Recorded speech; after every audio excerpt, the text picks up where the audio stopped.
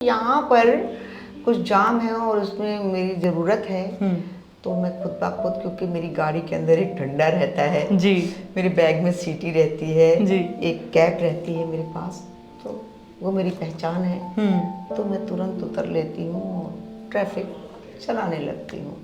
क्या कोई बात है। चलाए या ना चलाए, डोरिस जरूर चलाएगी। ना मेरी बेटी जाती, ना मैं रोड पे खड़ी होती, ना मुझे दुनिया का दुख दर्द पता होता। जी, और कहते मैम कि मरने वाला एक नहीं होता है, उसके साथ अगर 10 जीव है ना करके, जी, वो भी मर जाते वो भी। हैं। 1 घंटा, 1.5 घंटा, 2 घंटा। इस साल तो 20 साल पूरे हो गए आपको ये करते हुए। तो करते करते उसको हम लोगों ने किया, जी, करने के ऊपर थोड़ा थोड़ा उसमें चेंजिंग आई कि वहाँ सेफ रहने लगे लोग, बड़े आराम से लोग बाग पहचानने भी लगे। मैंने बराबर हिम्मत बांध के मैंने अब तो मैं कदम उठा लिया है, मैंने अब पीछे नहीं हटना। जब मैंने ये कदम उठाया, मैं रेगुलर लगी रही। पहले तो 1 घंटा 2 घंटे करते, उसके बाद फिर ये होता था कि मुझे दिन में 1-1 बज जाता था। धूप के अंदर, बारिश के अंदर, ठंड के अंदर। तो मीडिया ने दिन रात लगा दिया मेरे लिए, टोटली मीडिया। जी, कोई मीडिया ऐसी नहीं थी कि जो मुझे वहाँ शूट करने नहीं जाती थी। This is an ABP Life podcast. Hello everyone, welcome to another episode of ladies first.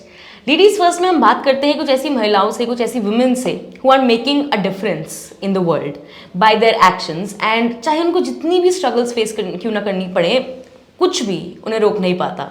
और बस एक ऐसी ही हीरो, और I would say she hero जो हमारे साथ है, she is the one and the only miss Doris Francis. Hello, नमस्कार। हेलो मैम, कैसी हैं आप? मैं बहुत अच्छी, आप बताइए। मैं भी बहुत अच्छी हूँ। आज आपसे बात करने को मिल रहा है, मैं इसी बात में बहुत खुश हूँ। तो मेरा सौभाग्य है कि आप लोगों ने इतनी दूर से और मुझे बुलाया है यहाँ पर। ये हमारा सौभाग्य है। मैं अपनी ऑडियंस को थोड़ा आपके बारे में बता दूँ तो डोरिस फ्रांसिस जी जो हैं, इन्हें कहा जाता है ट्रैफिक क्वीन या फिर ट्रैफिक हीरोइन। पर ऐसा क्यों? पिछले पता नहीं कितने ही सालों से उन्होंने अपनी लाइफ को बिल्कुल दे दिया है गाजियाबाद के ट्रैफिक को। वो चाहती हैं कि रोड पर चल रहा हर एक इंसान सेफ रहे, ट्रैफिक में किसी का भी एक्सीडेंट ना हो।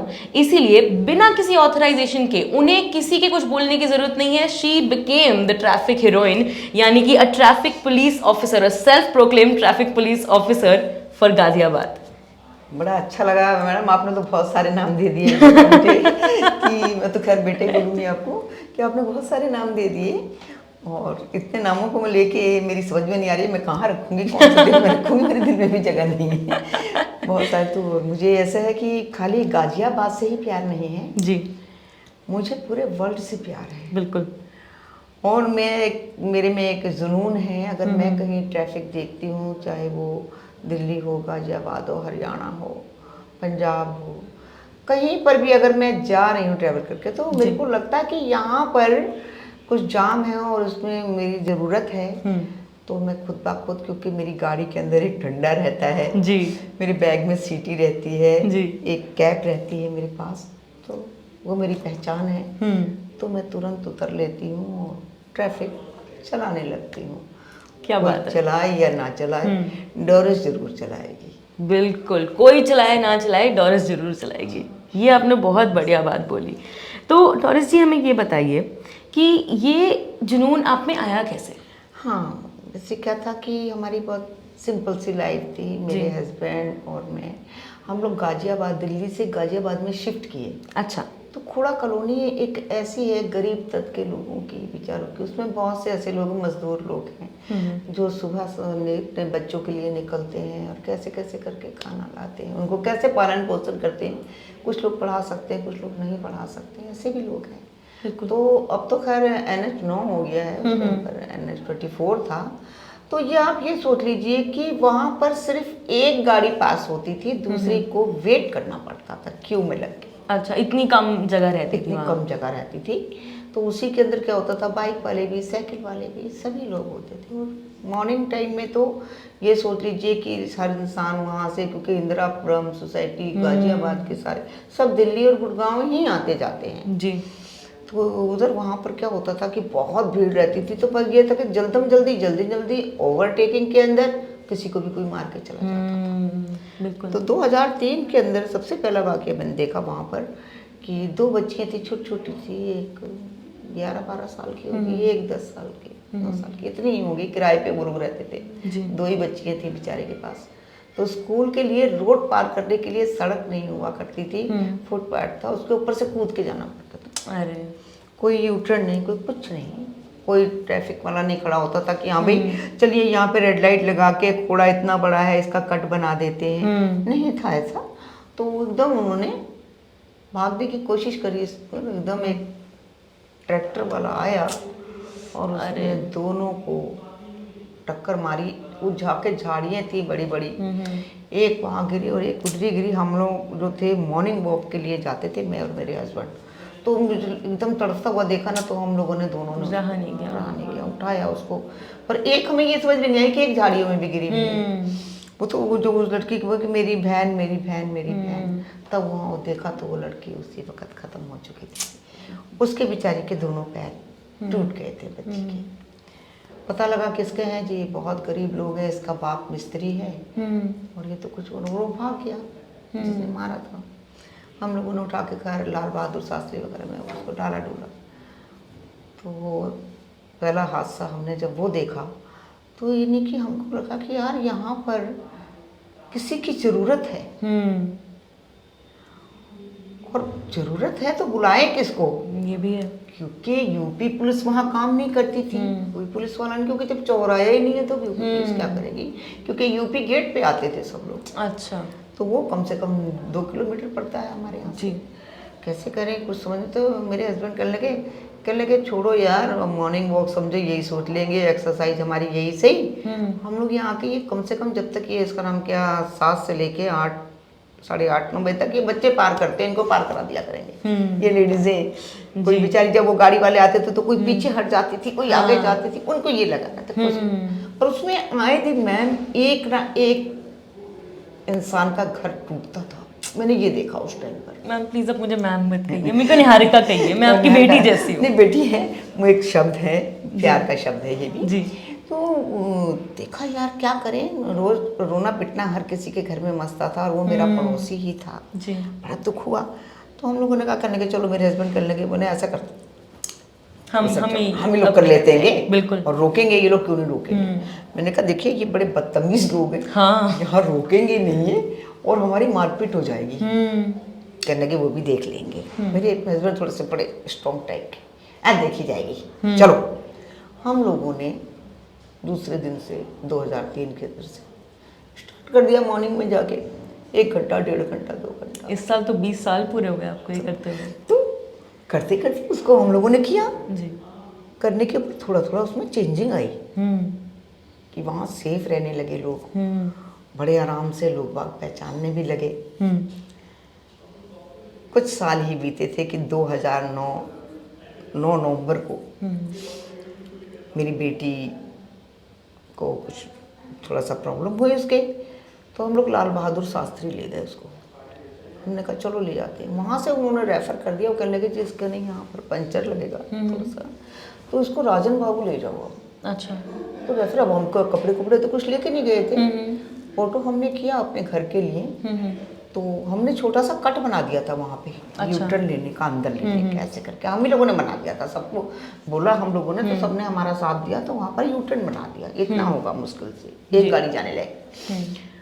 वो ऑटो वाला उसी जगह से लेके ऐसे चला, 1-1:30 बजे की बात थी। हमने कहा कपड़े ले लेंगे फिर चल देंगे। बट जैसे ही उसने ऐसे टर्न किया ना, तो एक वैगन आर बहुत तेजी में गाजियाबाद की तरफ से आ रही थी। तो जैसे ही उसको मैंने बोला, मैंने कहा बेटा आप मत निकालो गाड़ी वाला हमको मार देगा। कहने लगा नहीं मारेगा, इतना तो कहना हुआ, जब तक तो वो गाड़ी पलक झपकती मुझे बना कि नज़र हटी और दुर्घटना घटी। सही हमारे साथ हुआ। उसने इतना तेज मारा टक्कर, हमें पीछे वाले टायर में उसके लगा। तो एक जैसे मैं कभी पिक्चरों में स्टंट देखा करती थी गाड़ियाँ घूमने का, वो सेम स्टंट मेरे साथ हुआ बेटा।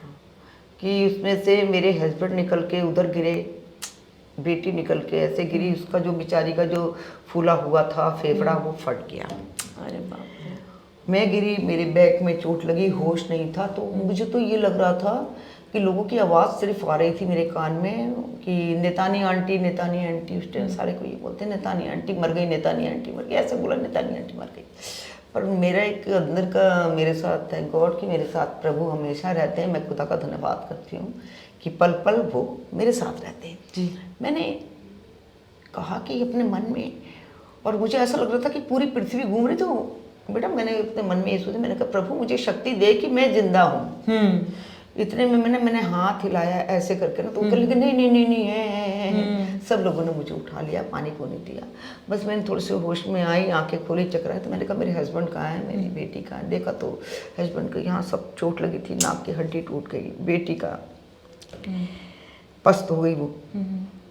तो मैंने क्या किया, मैंने कहा अच्छा कोई बात नहीं, मैं ठीक हूँ। मैंने अपने चुन्नी ली और अपना सर बांधा और दोबारा लाल बहादुर शास्त्री में पहुंच गई दोनों को लेके। जी। तो इमरजेंसी में पहुंची, इमरजेंसी से तो मैं आई थी। तो वही डॉक्टर वो कहने लगा अरे अभी तो अरे अभी क्या हो गया। हाँ। कह रहे अभी तो हमने ठीक ठाक भेजा इनको, तो ये क्या हुआ। तो मेरे मुँह से इतना निकला, मेरे हस्बैंड को देख लो और मेरी बेटी को देख लो। इतना मुझे याद है, आज भी याद है। उसके बाद मुझे कुछ बेटा याद नहीं रहा कि मेरे साथ क्या हुआ, कहाँ। और बस ये हुआ था कि तीनों जने हम लोग, मैं तो गुरु तेग बहादुर में, मेरे हस्बैंड लाल बहादुर में, और बेटी राजन बाग। अब मेरे बेचारे 2 बच्चे देखने वाले, माँ को देखें, बाप को देखें, कि बहन को देखें, किसको देखें। घर वालों को उनका थोड़ा आते हैं लोग, देर में आते हैं। फिर थोड़ा थोड़ा करके बेचारे ऐसे बच्चे बेचारे पागलों की तरह हुए। मुझे होश नहीं था, 5 दिन मैं आईसीयू में थी।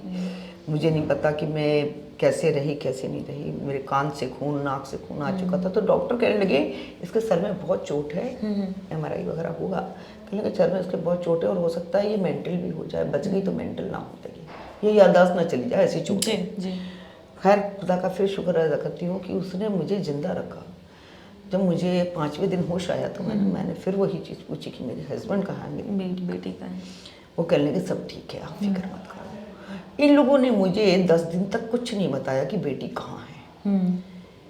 10वें दिन में घर आई तब मुझे इन्होंने बताया, मैंने बेटी कहाँ है, निक्की कहाँ है। निक्की बोलते थे, निक्की कहाँ है। इनको देखा सब पट्टी बंधी हुई, चलो ठीक है, निक्की कहाँ है। कहने लगे उसको राजन बाबू में भर्ती करा दिया, उसको छोटा सा पंचर लगाया है, उसको मशीन लगी है। मैंने चलो मेरे साथ। मैं बेटा उठी, मैं एकदम, मेरे को कुछ नहीं सोचा, मैंने मैं अपनी बेटी देखूंगी पहले। देखा तो उस टाइम में मेरी बच्ची ठीक थी, चल रही थी। कोई बात नहीं। मुझे देख के हंसी, जी। उसकी हंसी आज भी याद आती है। मम्मी आप आ गई। मैंने हाँ बेटा मैं आ गई, बस आप आ गई हो, मैं बच जाऊंगी, मैं ठीक हो जाऊंगी। पानी दो। नहीं बेटा, मैंने कहा अच्छा बेटा आप ठीक हो जाओ, मेरी उम्र भी आपको लग जाए। पर मैं वो ठीक नहीं हुई। हम लोगों ने उसको 2009 से और 2010 तक जुलाई 1 को उसको थोड़ा एक मेरोली हॉस्पिटल में भर्ती किया। कहने लगे इसके फेफड़ा जो है रिमूव हुआ का, ये बच जाएगी, कर दो। तो उसको विंडो कर दिया यहाँ उन्होंने।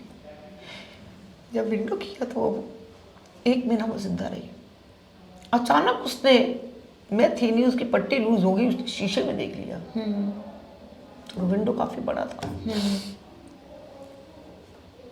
उसको लगा कि अब नहीं बचूंगी मैं।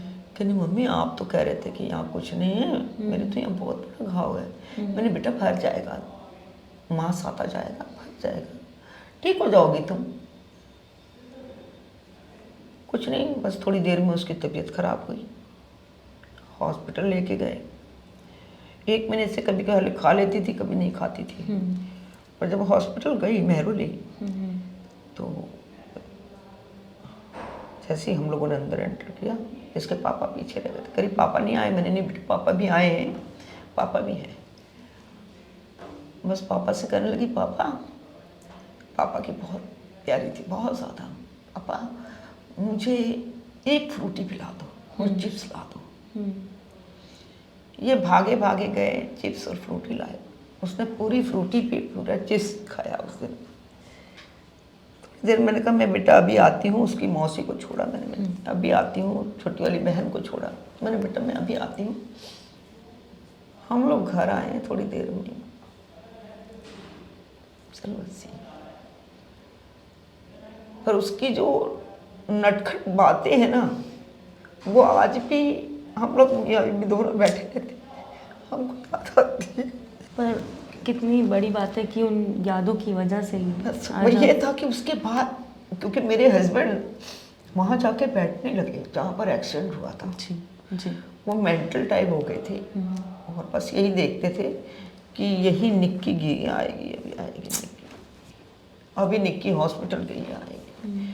फिर एक मन बनाया, समझाया, मैंने कहा सुनो, हम लोग कर रहे थे ना दोनों जने, चलो फिर ढूंढते हैं हम निक्की को, चलो ढूंढते हैं निक्की को, निक्की आ जाएगी किसी दिन।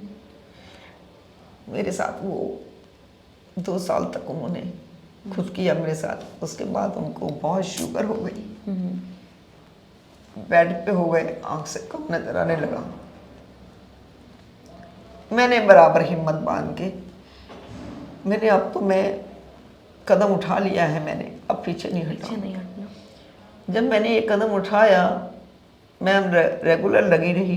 पहले तो 1 घंटा 2 घंटे करते, उसके बाद फिर ये होता था कि मुझे दिन में 1-1 बज जाता था, धूप के अंदर, बारिश के अंदर, ठंड के अंदर। पर उसमें कुछ लोग राजनीति वाले आए, उनको बुरा लगा कि ये तो उठने लगी है, हो गई है, पॉपुलर हो गई है। तो उन लोगों को मेरे को आके एक दिन कहने लगे मैडम आपको क्या मिलता है यहाँ पर, ये तो सरकार का काम है कि ये सरकार करे।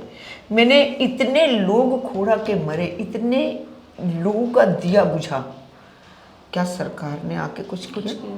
बिल्कुल। मेरी बेटी मरी, सरकार ने आके कुछ दिया या तुमने दिया जो तुम बोलने चले आए हो? चलो जाओ यहाँ से, भाग जाओ, नेता है वो, चलो भाग जाओ यहाँ से, ऐसे बोलने लगे।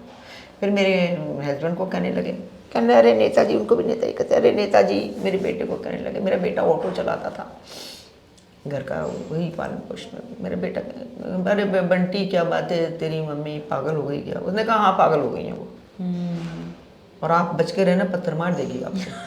और वो डंडा मारा, ऐसे बोला, डंडा मार देगी वो, डंडा हाथ में ना डंडा मार देगा, आप मत जाना दोबारा उनके पास। जी। अरे आप अपने घर में आप भी तो निकालो अपनी औरतों को, तुम्हारे यहाँ के भी तो बच्चे गए होंगे, तुम्हारे रिश्तेदारों के गए होंगे यहाँ पर, कोई ना कोई हादसा तो तुम्हारे साथ हुआ होगा। ऐसे करके मेरे घर वालों ने बोला, मेरे घर वालों ने बहुत साथ दिया मेरी हिम्मत बांधी। वो हिम्मत ऐसी बंधी कि वो हिम्मत टूटी ही नहीं टूटी, और अभी भी मजबूती जारी है। जब तक दम में है दम, तब तक हम करेंगे ये सब। मैं आपको एक बारी गले लगा सकती हूँ? बिल्कुल। मुझे एक बेटी और मिली आज, मैं ऊपर वाले का शुक्रिया अदा करती हूँ। एक नहीं 2 है, एक और बैठी हुई है। वो कहेगी मुझे नहीं बोला आपने, तो नहीं बेटा आप भी मेरी बेटी हैं, और एक बेटी खोई थी और 1 करोड़ बेटी मैंने पाई। बिल्कुल बेटे पाए हैं। तो उसी बीच के अंदर मैं लंदन गई थी जी। लंदन जाने के बाद बिल्कुल कुछ नहीं था, डॉक्टरी हुई मेरी, कुछ भी नहीं, 2016 में। और वहाँ से आने के बाद जुलाई में मैं गई थी, जुलाई में ही वापस आ गई थी। अगस्त, सितंबर, अक्टूबर, नवंबर में मेरे को कैंसर डिक्लेयर कर दिया जी। कि लास्ट स्टेज पे हैं, ये नहीं बचेंगी, क्योंकि पूरा फैल गया। तो मैं बड़ी हैरान हुई, मैंने कहा यार मैं इतने में भागती दौड़ती हूँ, कैसे कह रही है डॉक्टर साहब कि तुमको कैंसर है? मैंने कहा नहीं डॉक्टर साहब आपको गलत फहमी, मेरे को डर नहीं है कैंसर, मुझे कुछ नहीं छू सकता जी। मेरी अभी कोई बहुत लाइफ है। मैंने कहा मेरी ज़िंदगी में भी मैंने बहुत काम करने हैं। तो मैंने अपने घर वालों को भी नहीं बताया। अचानक जिस डॉक्टर ने मुझे देखा, मेरी बेटी को मिली, कहने लगी डॉली मम्मी कैसी हैं? ठीक है, ठीक है। उनका MRI कराया, कहने लगी किस चीज़ का? कहने बेटा आपको नहीं पता? कि नहीं, कहने उनको कैंसर है और लास्ट स्टेज में बता रही हूँ आपको। मेरी बेटी बेचारी शॉर्ट होगी, मेरे बहुत प्यार करती है जी। फिर मेरा जो है एम्स में मेरा ऑपरेशन हुआ, और एम्स वालों ने भी बड़ा गलत किया कि उन्होंने ऑपरेशन तो कर दिया, उनको ये पता था कि ये डेथ कर जाएगी, तो उन्होंने जल्दी जल्दी छुट्टी दे दी, 3-4 दिन। अच्छा, एकदम फटाफट। पर मैं शुक्रिया अदा करती हूँ मीडिया का, यहाँ मीडिया के लिए मेरा दिल फूल जाता है फटाफट आके मुझे जो है कहने लगे बॉस ने भेजा है मुझे और आपके लिए कैमरा गुप्त लगाया उन्होंने। कहने लगे आप फिर तक फिक्र मत करें माँ, आपका बेटा आ गया, ऐसे बोला उसने सौरभ शुक्ला ने। और उसने लाइव दिखा दिया वहाँ पर जी। अब वो कैफेटेरिया में बैठे थे डॉक्टर, हाँ। वो देखने लगे कि ये क्या चल रहा है, ये डॉरिस फ्रांसिस, अरे इसी का तो मैंने 4 दिन पहले ऑपरेशन किया जी, है। जी। तो ये कैसे घुस गए कैमरे वाले, बाहर देखा तो पूरा मीडिया था। खैर वो कहने लगे जी हम तो लेके जाएंगे यहाँ से। राजनाथ जी को भी फ़ोन उनके लड़के ने एक चीज़ अच्छी करी, नीरज जी ने, मैं शुक्रिया अदा करती हूँ मीडिया द्वारा उनका, कि उन्होंने मैक्स में फ़ोन किया जी वैशाली। उन्होंने कहा मेरी एक बहुत अच्छी पेशेंट आ रही है और उनको VIP रूम दीजिए जी। और वो जिंदा चाहिए हमें, नहीं आपके यहाँ मैं ताला लगवा दूँगा, ऐसे बोला उन्होंने। देखो उनके लड़के ने, नीरज ने। तो भैया बोलती हूँ मैं नीरज, उन्होंने मदद करी मेरी, ऊपर से माननीय अखिलेश यादव जी ने। जैसे सुना मैंने कभी उनका झंडा नहीं लगाया, कभी मैंने उनके लिए काम नहीं किया, उन्होंने 6.5 लाख रुपए दिए। मेरा घर बिक चुका था जी। मेरे बच्चे फुटपाथ पे आ गए थे, मेरी बेटी की बाइक बिक गई थी। उसके बाद तो फिर लोगों ने जो मेरी हेल्प करी है और वहाँ लाने में मेरा से, मीडिया ने दिन रात लगा दिया मेरे लिए, टोटली मीडिया जी। कोई मीडिया ऐसी नहीं थी कि जो मुझे वहाँ शूट करने नहीं जाती थी, सब लोगों ने। जी। तो आज उस बेटी की वजह से ना मेरी बेटी जाती, ना मैं रोड पे खड़ी होती, ना मुझे दुनिया का दुख दर्द पता होता। जी। और कहते मैम कि मरने वाला एक नहीं होता है, उसके साथ अगर 10 जीव है ना घर के, जी। वो भी मर जाते वो भी हैं। कहीं ना कहीं उनके अंदर मौत हो जाती है, उनकी मौत हो जाती है। क्यों कि एक कोना खाली हो जाता है, खाली हो जाता है और वो भरा नहीं जाता। ऐसा नहीं जाता है। किसी ने कहा ना कि अगर कोई उंगली टूट गई और वो फिर दोबारा नहीं आ सकती है, चाहे कुछ भी कर ले इंसान, तो वो ये परिवार उंगलियां हैं, जी। हाथ है, इनमें से अगर एक भी जाएगा तो मुश्किल है आना। जी। तो वो मैंने महसूस किया और लोगों को बचाने की कोशिश करी।